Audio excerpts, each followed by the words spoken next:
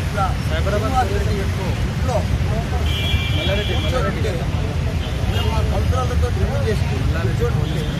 నేను వచ్చింది ప్రచారంతో పంపించి సైబరాబాద్ బండి ఇంత సౌండ్ తోటి ఒక హాఫ్ అన్ అవర్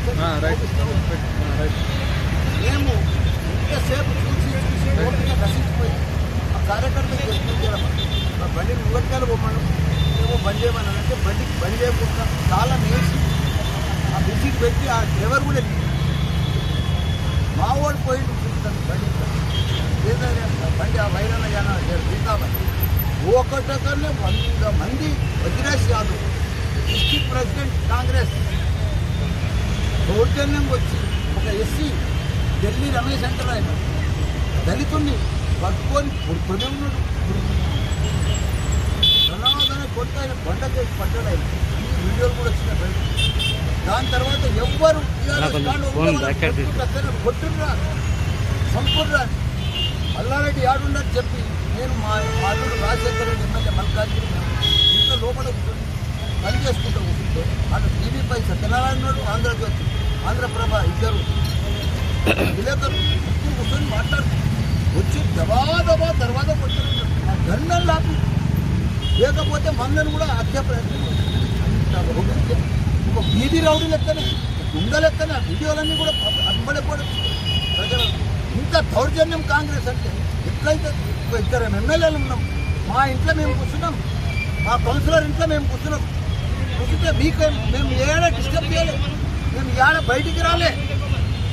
ఆ కార్యకర్త వైద్యులు ఆపన్నందుకు ఎంత దౌర్జన్యం చేస్తుంది. ప్రజా సామ్రాజ్యం ఎట్లయితే అది పోనీ ఏదో కార్యకర్త ఆయన కార్యకర్త కొట్టిందంటే అది వేరే మాట. Direct district president Vajresh Yadav వచ్చి కొట్టడము, మళ్ళీ లోపలికి రావడము, మా కారు అద్దాలు వలగొట్టుకోవడము, మా దర్వాజా అంటే మా గన్నలు లేకుంటే మా పరిస్థితి ఎమ్మెల్యేలకే ఇది లేకపోతే ఇది భద్రత లేకపోతే ఇట్లయిపోతుంది. అందుకే నిన్న ఒక దళితుడిని వ్యక్తి వలగొట్టేసి అదే మాదిరిగా నిన్న సిఐకి కంప్లైంట్ ఇచ్చారు. 1 గంటన్నర సేపు ఏసీపీ ఉన్నాడు, సిఐ ఉన్నాడు.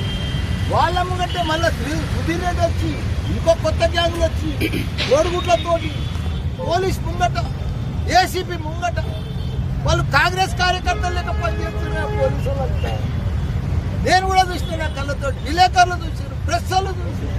ఇంత ఘోరమా సిటీ మధ్యలో ఇక వీళ్ళు ఏం ప్రజా సామ్రాజ్యం నడిపిస్తారు, ఏం కాపాడుతారు, ఏం ల్యాండ్ ఆర్డర్ బాధకరం ఉందని చెప్పి సిపి గారికి చెప్పింది సానుకూలంగా. సార్ మేము తిరగలుగుతామా, వాళ్ళు మా భయాందోళన చేస్తాం, మాకు ప్రాణానికి కూడా ప్రమాదం ఉంది సార్ అని చెప్పి. లేదు నేను చూస్తాను అని సానుకూలంగా ఆర్డర్ ఇచ్చాడు, మాకు స్పందించాడు.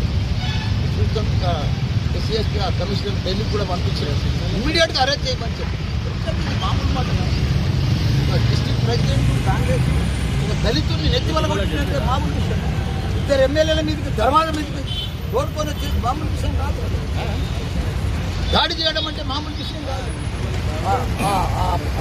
ఆ దాడిలో ఎమ్మెల్యే సరిపోతే కాబట్టి ఇక్కడ